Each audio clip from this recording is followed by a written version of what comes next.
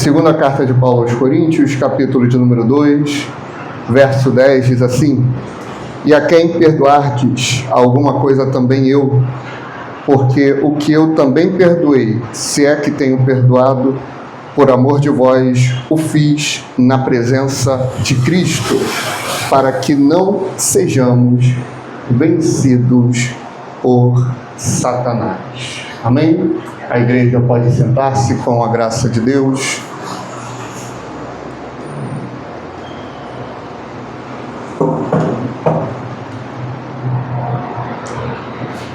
Amados, nós temos como crentes em Cristo Jesus um grande desafio e um grande desejo, que é cada vez mais ser parecido com Jesus, amém? Todos queremos e todos desejamos isso, queremos ser cheios do Espírito Santo de Deus. Entretanto, nós não queremos ter a atitude correta, não queremos ter a predisposição para vivermos maravilhas diante de Deus, para vivermos maravilhas na sua presença. E diante de todos os desafios da vida cristã, tem um que é bem peculiar, que se chama perdoar. Perdão é algo difícil. Acho que tem até um louvor que diz, né? Perdão é joia rara de encontrar, alguma coisa assim, né? É algo difícil de você liberar. É algo que é praticamente uma prerrogativa para um regenerado, para quem nasceu de novo. O perdão é algo que traz um impacto, porque a prerrogativa do perdão é jogar no mar do esquecimento tudo aquilo que te ofendeu, tudo aquilo que veio contra você. O apóstolo Paulo, nesse texto, ele deixa uma lição bem clara: e a quem perdoardes alguma coisa também eu, porque o que eu também perdoei, se é que tenho perdoado, por amor de vós o fiz, na presença de Cristo Jesus. Geralmente, o grande desejo de estar na presença de Cristo é sempre com prerrogativas sobrenaturais, né? É sempre com aquelas prerrogativas de viver o poder, viver o milagre, viver a provisão, falar em línguas, interpretar, profetizar, fazer a obra do Senhor. Só que o perdão é parte crucial disso. Nós vimos no Sermão do Monte, inclusive vamos dar continuidade e vamos pregar todo o Sermão do Monte, Mateus 5, 6 e 7, aonde Jesus fala: bem-aventurados os limpos de coração, porque estes verão a Deus. Bem-aventurados os misericordiosos, porque alcançarão misericórdia. Então, o perdão é algo único e não é negociável. O perdão não é opcional. Hoje eu vou escolher perdoar. O perdão, ele tem que ser uma prerrogativa da vida do crente. Se sou crente, logo eu perdoo. Se sou crente, logo eu tenho misericórdia. E Paulo, ele vai começar dessa forma. O perdão, ele é um ato consciente diante de Cristo Jesus. Mais valioso do que vir aqui cultuar, mais valioso do que vir aqui orar. As irmãs que fazem parte do clamor antes do culto. Mais importante do que eu vir aqui e pregar. Mais importante do que vir aqui e tocar. Mais importante do que vir aqui e cantar. Mais importante do que vir aqui e fazer a mídia. Mais importante do que qualquer função que a gente possa ter na igreja, no reino, é liberar perdão. O perdão é algo que Deus procura nos seus. É algo que Ele depositou para que os seus liberassem, para que os seus exercessem. Porque nós só estamos aqui hoje porque em um momento da história, como nós vimos no domingo, no alto da cruz, Jesus falou: está consumado. Jesus falou: tetelestai, estás livre.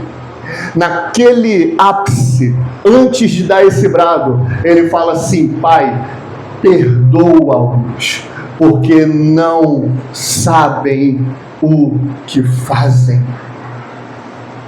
Quando Jesus ele libera essas palavras, ele está ensinando para mim e para você que não importa a ofensa que nós recebemos, nós precisamos liberar perdão.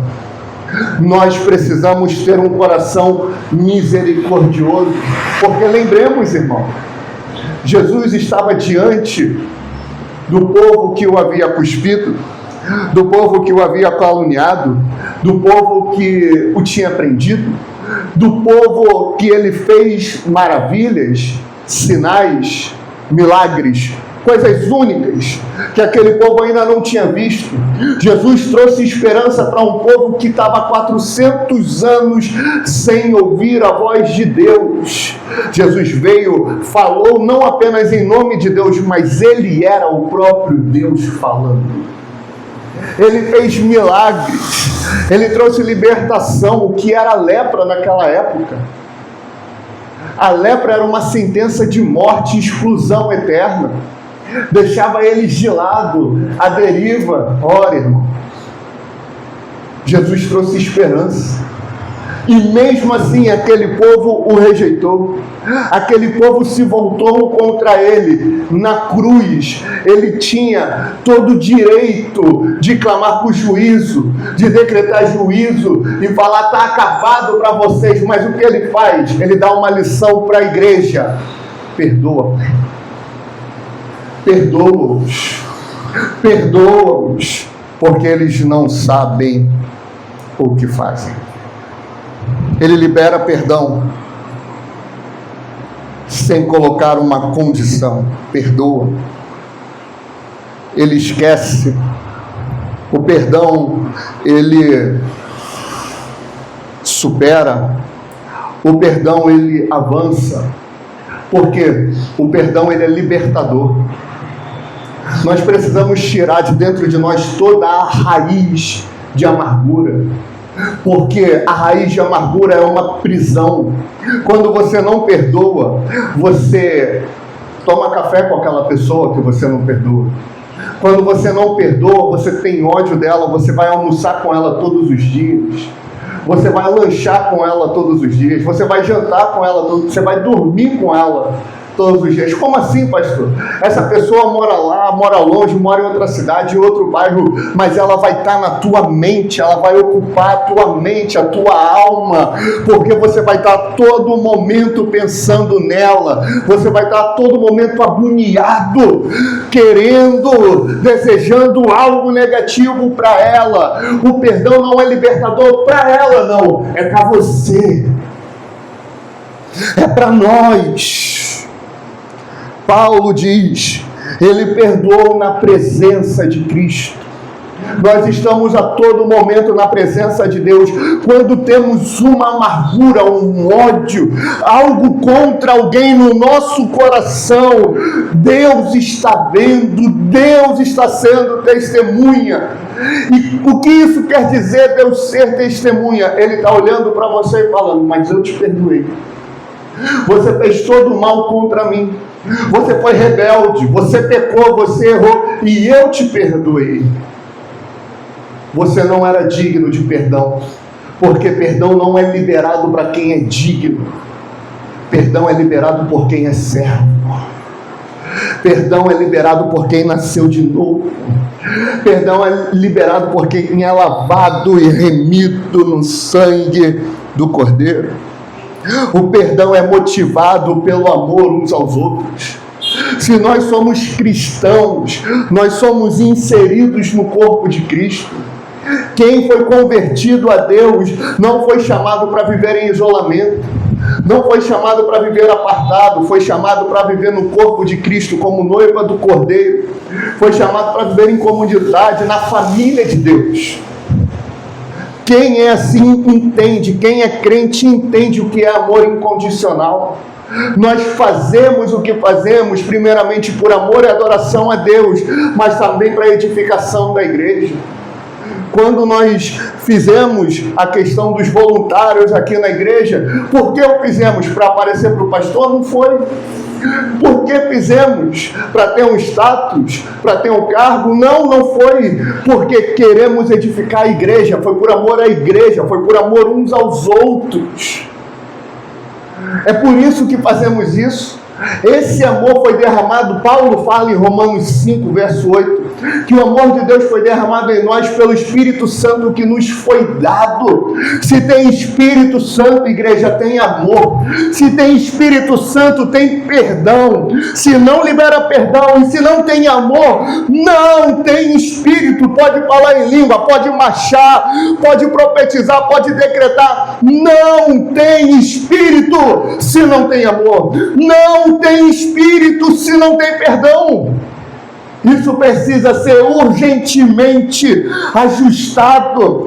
Isso precisa ser colocado no prumo. A ausência de perdão, a ausência de empatia e de amor é um pecado severo, é um pecado grave, porque foi algo que Deus confiou à sua igreja. Como é que vão conhecer que somos discípulos de Cristo? Temos evangelismo. O evangelismo, ele é fundamental, não é? Ele é fundamental. É importante. Ele tem que ser feito.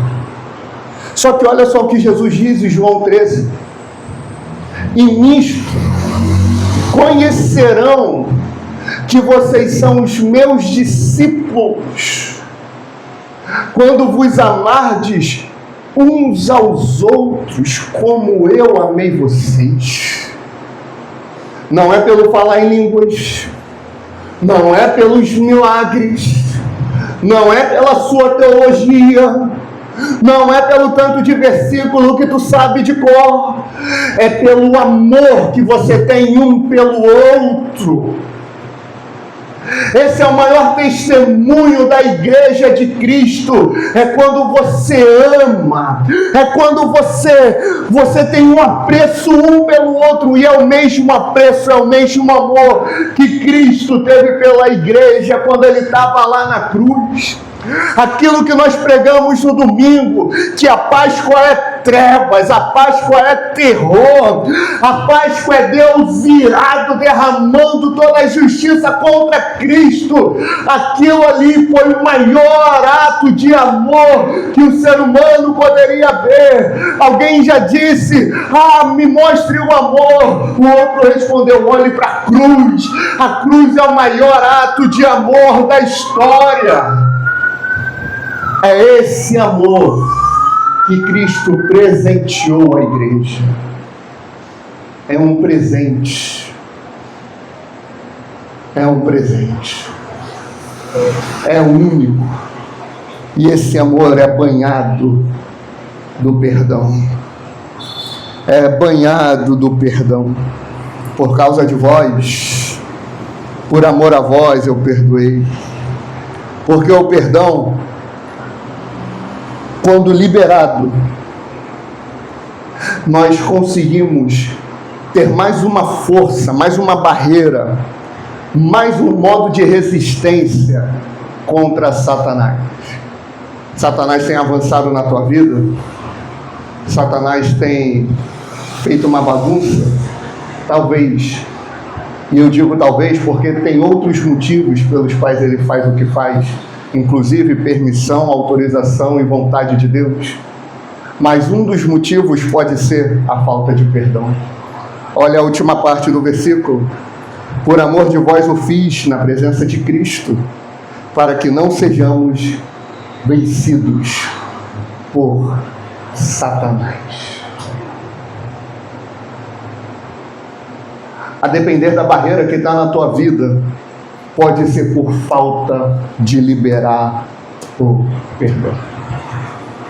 O perdão é uma força que Deus nos dá para vencermos e para avançarmos na nossa vida. Na oração do Pai Nosso,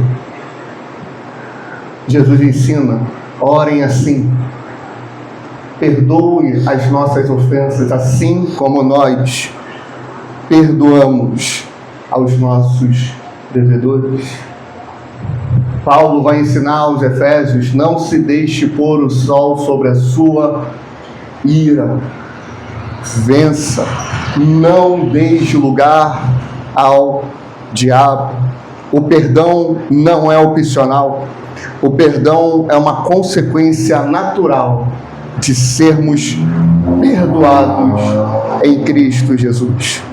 E eu tenho convicção que falar de perdão é fácil, mas é difícil liberar. Mas o Espírito Santo nos dá força para isso. Ele deu força para um homem que vivia com sua família, ele vivia muito feliz, ele era amado por seu pai, porque ele foi o filho da velhice de seu pai. Isso causou inveja aos seus irmãos. Ele foi jogado numa cisterna, foi dado como morto para o seu pai. Só que seus irmãos não tiveram coragem de matá-lo. O venderam como escravo. Você imagina isso? Imagina você que tem irmão, e eu tenho certeza que eu seria vendido como escravo. Brincadeira à parte, imagina você. A gente não está falando que foi o povo inimigo. A gente não está falando que eram bandidos, nem amigos próximos. Era o sangue do sangue dele. Pegaram e o venderam como animal, como escravo. Ele vai para uma terra desconhecida, e nessa terra desconhecida, nós falaremos hoje, ele comeu o pão que o diabo amassou.